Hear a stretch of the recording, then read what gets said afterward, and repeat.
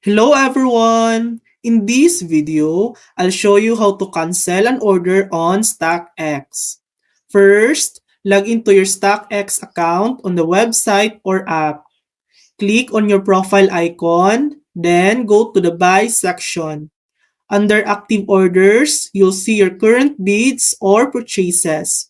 If the item hasn't been confirmed yet, you'll be able to select it.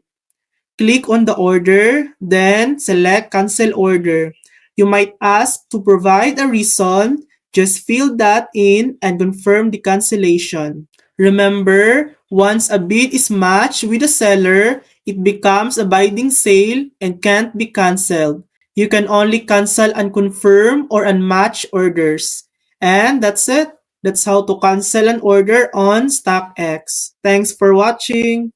If this video helped you, please like and subscribe for more helpful tutorials.